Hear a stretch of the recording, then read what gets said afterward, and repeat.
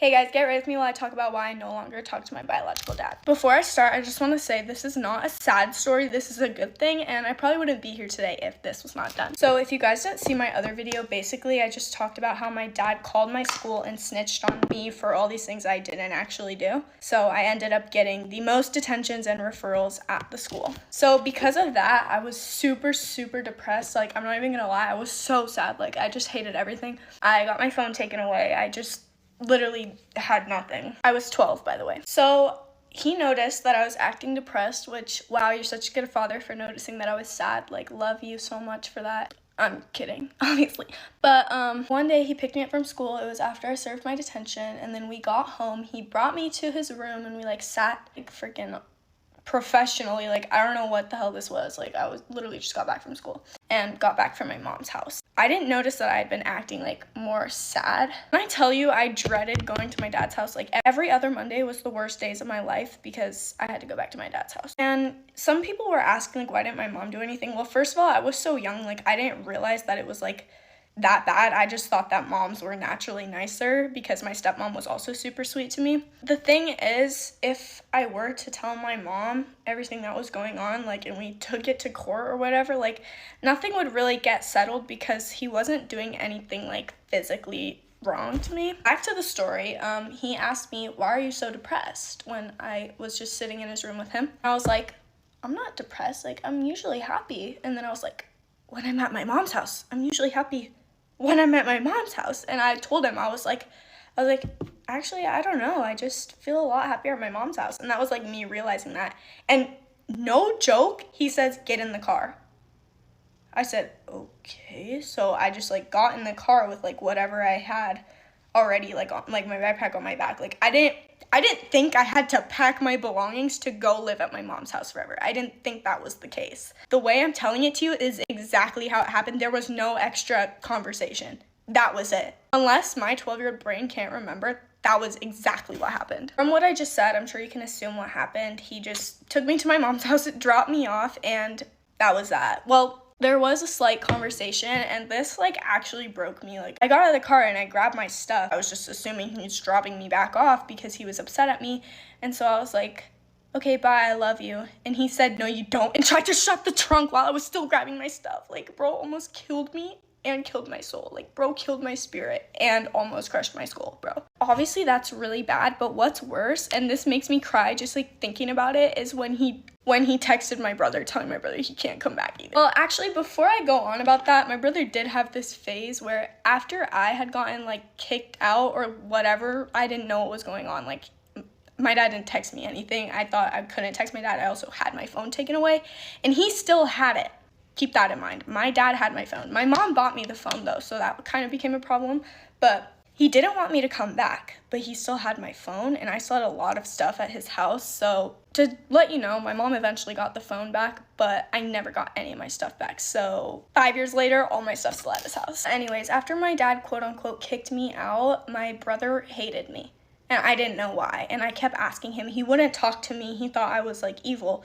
And then eventually my dad kicked him out too, or like texted him like, just don't come back, like blah, blah, blah, whatever. And then my brother finally told me, well, I was like, so why did you hate me so long? And he was like, well, he told us you did something really bad, but I forgot.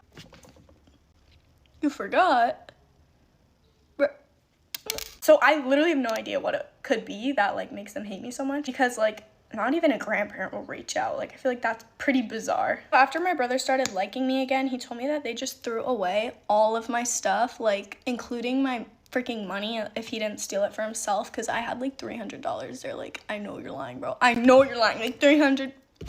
The craziest part is that the only time he reached out was texting my brother, not even me. Bro can't even work up the courage to text me. He texted my brother and he said that our grandpa died, our dog died, and they moved to a $100 million house. Girl, I know he had money, but I didn't know he had that much money. And we did live in a really nice house, but it was nowhere near $100 million. Like, I know you're lying. And just so you know, I hope this doesn't dox me. Okay, I'm not gonna dox myself, but we lived in the same neighborhood as like a really, really famous YouTuber, not Mr. Beast, a different famous YouTuber. And I would always talk about, oh my gosh, can like I be in one of his videos? Like he does stuff with neighbors a lot. Like, can I please be in one of his videos? My dad was like, no, like you're never gonna be famous. First of all, go look at my TikTok account. And second of all, when he said he moved to a $100 million house, he sent a YouTube video from that YouTuber and said, it's this one. And the video was called most expensive house in blah, blah, blah. And just for the record, after he kicked me and my brother out, a few years later, he became friends with this YouTuber. Like, friends with him. Like, there is a picture floating on the internet of them two sitting in, like, a Lamborghini together. Like, how petty can you be? Like, the revenge is crazy. So, yeah, hopefully this YouTuber sees this video and sees my last name and recognizes it and realizes who he's friends with. Friends with. I don't think they're bros. I think it was a one-time thing. Like, come on, bro. That's basically the story. The hardest thing for me is actually blaming, like, my dad himself, because I know he has a lot of mental issues and he, like, grew up not in a very good childhood and he suffers clearly from narcissism. So, like, I feel like I just can't really blame him. Like, I know deep down that he cares, and that's, like, what sucks, because I can't just, like, hate him, you know? Also, it really sucks not being able to see my siblings on his side, because we were really close. That's the end of the story. Let me know if you want specific ones from when I lived with him. They're crazy, and some of my friends can vouch. We're talking about how I called my teacher racist in front of the whole entire class, and he got mad at me in front of the whole entire class. Since he probably was racist, and I stand on what I said. Get to comment FYP of this here for you page so I can notice you guys. Okay, so mind you, I was a freshman. You already know how freshman classes are. Everyone is normally talking when they're supposed to be working. That's just how it is. Like I said, everyone was talking. And I kid you not, this whole entire class period, I've been working on my assignment. I actually finished early. Literally the second I opened my mouth, he's like, Michelle, stop talking. You're supposed to be doing your work. Me, my work, the work I already submitted. And you, every other student in that class is having a field day. They're all on their phone. They're all talking, screaming, laughing, recording TikToks. They're gonna yell at me in front of the whole class and try and make me look like a fool? Okay, bet. My friend is talking to me and she's like, that's so weird that he just yelled at you when everyone else is talking. And I said this, the whole entire class decided to be quiet for whatever reason, but I was like, yeah, it's probably because he's racist. He looks at me and he's like, Michelle, talk to me after class. I didn't end up talking to him after class because I'm not gonna lie, when the bell rings, like, I'm going home. If you made it to the end, comment your opinions or just comment a school emoji. Get ready with me while I talk about how I got knocked up March of my freshman year and did not find out until October of my sophomore year. Yes, you heard that right, and if you do the math, I didn't find out until 33 weeks along. So let's get into it and talk about all the details. Starting off, I would like to preface this with I was on birth control. I got my period every single month while I was pregnant. So I didn't really have any of the telltale signs that I was pregnant. I also didn't experience any of the core symptoms, the tender breasts, morning sickness, none of those things. So I go on with my life, summer workouts, finish the track season, finish basketball season, all of the things with no idea that I'm pregnant. So by this time, it's probably about August, and I start to look a little bloated, but I was also a super petite girl. And so it wasn't like you would look at me and be like, oh my god, she's pregnant. Which is why I'm going to preface this with these were rumors because they were not proven true. If I didn't know I was pregnant, you didn't know I was pregnant. But anyways, about August, county fair, all of the things, some rumors start going around that I'm pregnant. My baby daddy and I start to squash those rumors ASAP because we really did not think they were true. So after that, the rumor dies for probably about 3 or 4 weeks. And then school starts and the rumors all start again. And at this point, I have started my sophomore year. And I know everybody's probably thinking, how were you 15 the end of your sophomore year? And I know everyone's probably thinking, how are you 15 as a freshman, let alone 16 when you were done with freshman year? And I got put into school a year late. I just did an extra year of preschool. I didn't get held back or anything. I was just old for my grade. So yes, I turned 16 the end of my freshman year and 17 the end of what would have been my sophomore year.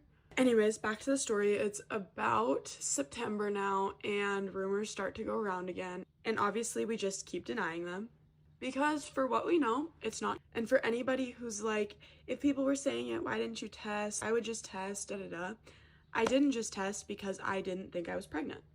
I'm a 16-year-old girl. There is something in my brain that's I really don't want to be pregnant, so a little bit of denial, yes. I would say looking back on it, I probably should have tested when the rumors started going around. But I didn't, and I can't go back and do that now. And the reason I didn't was because I didn't have any symptoms besides a little bit of weight gain. So I started playing volleyball, all of the things just going on with my regular 16-year-old girl life. And then at about the beginning of October, I start retaining fluid very badly. I am saying my socks, my shoes, everything. If I put them on when I took them off, you could tell I was so swollen. So we then decide after a week or so that we should probably go in because we didn't know if I had a cyst, a tumor. Pregnancy was really our last thought. And obviously it was still a thought in the very back of my mind. Also, yes, I'm using my finger. My daughter lost my beauty blender somewhere and I have no idea where it's at. So flash forward, it is about the middle of October now. And I have an appointment. There is a little break going on. It's a teacher's convention. And so I go in. And people are very surprised by this, but they did not have me test, but that wasn't the reason I was going to the doctor. So I get all checked in, see my nurse, all the things. And at this point in time, my blood pressure is really high, but I have what is called white coat syndrome. And so anytime I go into a doctor's office, my blood pressure spikes. My dad has it, and so does my sister.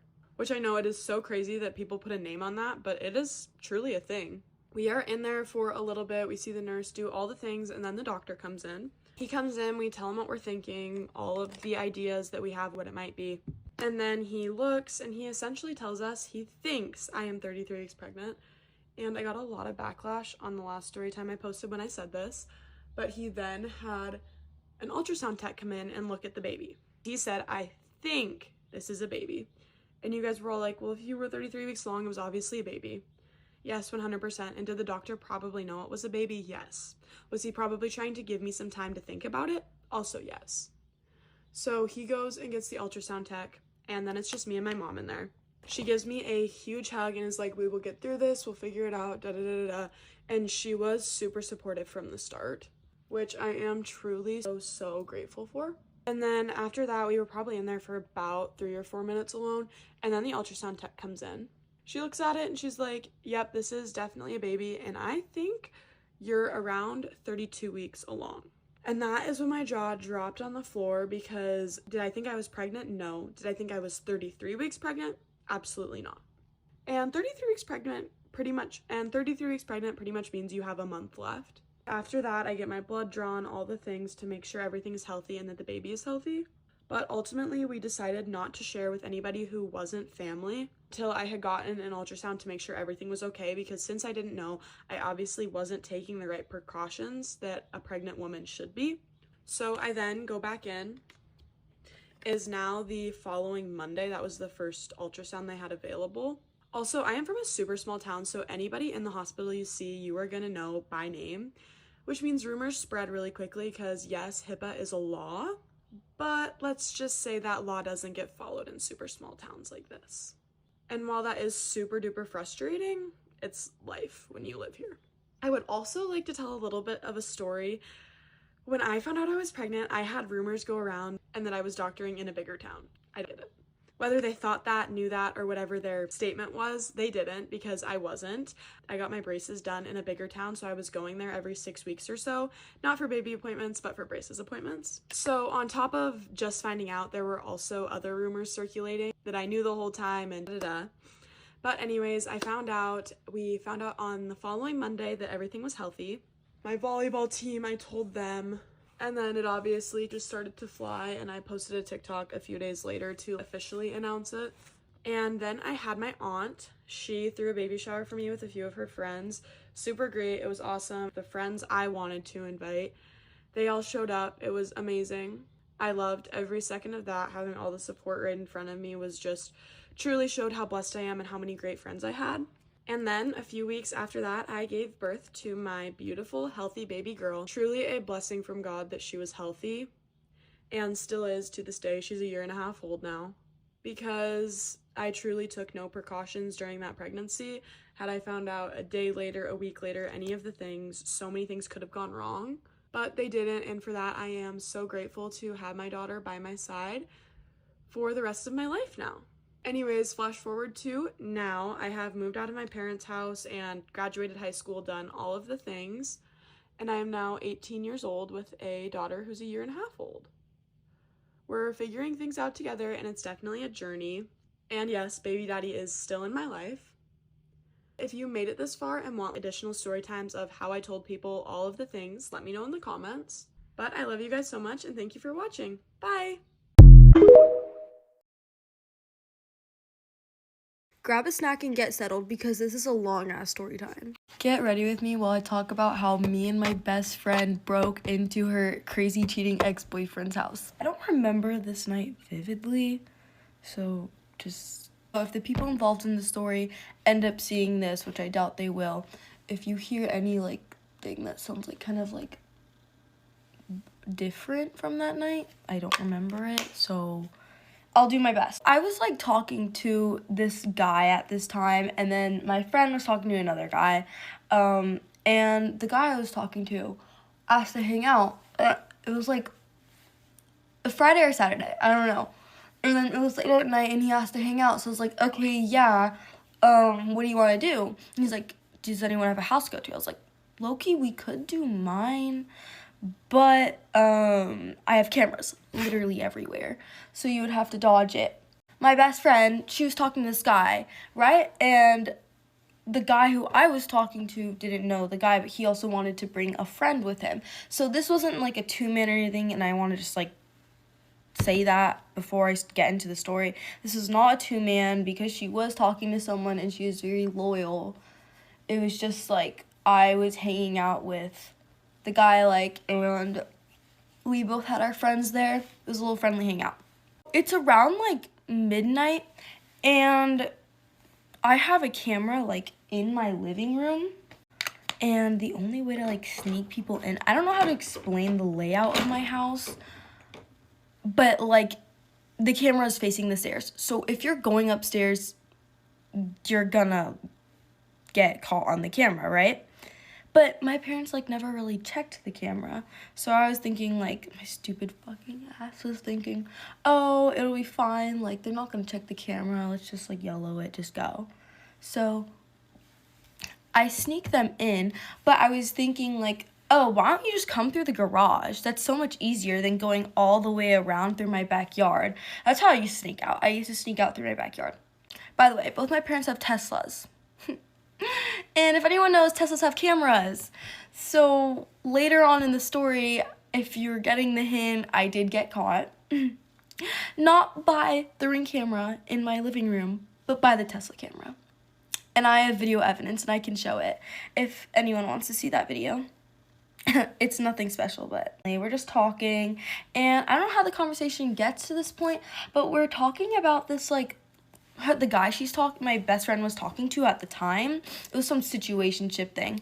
I just realized I forgot to put my hair up. We were talking about the guy that she was talking to at the time, and I don't know how they remember this. This night is really blurry to me. They were talking about seeing him at a party, and they're like, does he look like this? Is it this guy? Like, oh yeah, we would know him personally, but we did see him at a party. And we were confused. We're like, what night? I literally don't... It was either New Year's or Halloween. I might have to fact check that with my best friend. But he had said, yes, he went to a party. But then he went home with his friends. And it was just, like, guys. And he even FaceTimed her and everything. It was, like, nothing, like... He was with guys. So we fact checked that with the other two people who we were hanging out with that night. And they're like... we saw him get in the car with, like, 3 girls. The fuck? And, the guy who I was talking to at the time, he's like, oh, I think I have photo evidence. And we're like, photo evidence? So he pulls up one of the girls' Instagrams that the guy my best friend was talking to went home with. If that makes any sense. And she had a photo dump posted from the night of the party. And it was in the guy's house my best friend was talking to, and they were all sitting on the couch. And I don't know how they know this, but there was some rumor that there was a threesome. So that was really weird. But there were other guys there. So what we thought was... they all just in the same room, which is still really weird. Like, they're all in the living room. But that was the rumor. And I'm pretty sure someone did confirm it was true that was there. But I don't know. At the time, we didn't know if what they were saying was true, but we did know for a fact that the girls went over there. So we were more upset about the fact that he had girls there and lied about it. We're obviously really pissed. And the guys who were with us, the one I was talking to could drive. He had his car with him. So we're like, okay, let's pull up to the guy's house. I need to make code words. Oh my God. We're gonna call the guy that my best friend was in a situationship with at the time, Jack. And the guy who I was talking to at the time, Matthew. So me and my best friend, we go into my bathroom. By the way, we were sitting on, ignore my messy bed. We were sitting here. We go into my bathroom and I close the door. And she's crying and I'm just comforting her and I'm like, hey, like, it's okay. And she's like, do you think that we could go to Jack's house and confront him about it? I was like, I mean, probably I can convince Matthew. So, I convinced Matthew and the other guy who we were with to go to Jack's house. And Jack lives like 30 minutes from my house. So that was a really long fucking trip. So we're leaving, we're going back out the garage. I'm pretty sure my parents did not catch me going out the second time because the Tesla camera caught us going in the first time, but they didn't mention leaving the second time. And I didn't come back till really, really late or early in the morning. So anyway, back to the story. We're driving to his house. We get there and I tell them to stay in the car and me and my best friend go up to Jack's door. We're like banging on his door and his dad answers, but his dad loves Penny, my best friend. So he is just like, hey, what's the matter? And we're like, oh, we need Jack to come out. Like, this is really, really important. Penny's not okay. And he was like, okay, let me go get Jack. So he goes to get Jack, and Jack opens the door.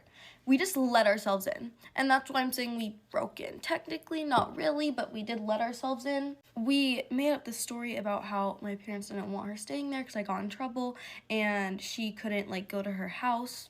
Oh my God, I look like Rudolph. We're like, oh, she doesn't know where to stay. Like, can she please stay here? And she's like, how did you guys get here? And we're just like, oh, my older brother drove us. Yeah, because we're confronting him and we're not about to have the situation turned on us. Later on, he found out that Matthew had drove us there, but it doesn't matter because what he did is far worse. And she was not doing anything with the other guy because it was a friendly hangout. We get to the couch. She pulls up the photo that the girl posts on her Instagram and goes, what's this? And he falls silent. And he has no excuse for the whole night. To sum up their conversation, they talked about this for like 2 to 3 hours, and he didn't talk. I have video evidence. Oh my God, if anyone wants to see the like video, with my best friend's consent, gladly post them, and you can see. It was so bad. He was just sitting there for an hour straight, just staring into the distance, not saying anything. He ended up gaslighting my best friend and like convincing her like what he did was okay and he didn't do anything wrong. We were there from 3 a.m. It starts to get near 6 a.m. and Matthew is texting me like, hey, what's going on? Like, my friend just fell asleep back like in the back of the car. Like, we should probably start heading home. It's been a couple hours. And I was like, well, like, I don't want to leave Penny here. So I go out, we're waiting for Penny. Penny insists that we leave and we go home. But I love my best friend dearly, so also trust the process. I know I look like Rudolph right now, like, please just, of course, I love my best friend dearly. I started panicking because she's with this, like, weirdo, and I don't want to leave her there with him. So I low-key had a panic attack. That wasn't that great, but the Matthew guy, bless his heart, he stayed there with me at my house till like 7 a.m, comforting me and telling me it'd be okay. Wake up, she's fine. She ended up spending the night at his house and going to get breakfast with him and her dad the following day. But I was really pissed because we cannot be going, oh my God, like, no.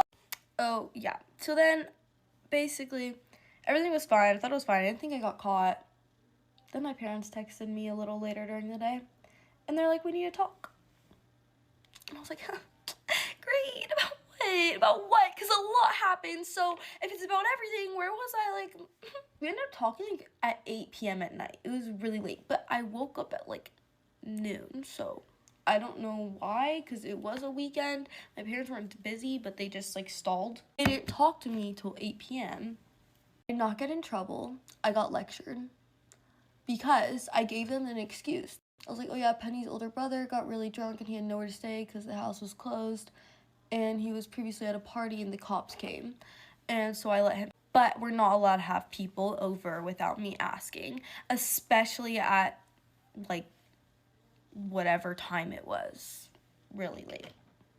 I apologize if this story sounded confusing like at all. I'm very sleep deprived right now, but I have many stories, including my best friend, that are similar or like this. So if anyone wants to hear those, let me know. Okay, I'm done with my makeup. I added background music. I know, okay, it probably doesn't look like this because a lot of you don't know me, but my lashes are falling out because I fell asleep with makeup on for 2 nights in a row and I'm breaking out, and that's why I have the freaking retouch filter on. This is out retouch, wait. Okay, well, like I had to cover the fucking gaps in my eyelashes. You can see they're like chopping. It's just, I'd like to add, my best friend is literally the sweetest girl ever. She is so loyal. She is the bestest best friend I could ever ask for. She is literally my BFF, like, and if anyone is getting like the wrong idea, like, oh, why did she stay there and let you go home? Like, no, like I said it was fine, I could go home. Like, it was nothing on her part. She was down bad for this asshole, and I can't blame her. Like, we've all been there. But she was not being a bad friend. Like, I don't care. She could stay the night. I was just more worried for her. It wasn't like anything about like me leaving and her staying. I just need to say that.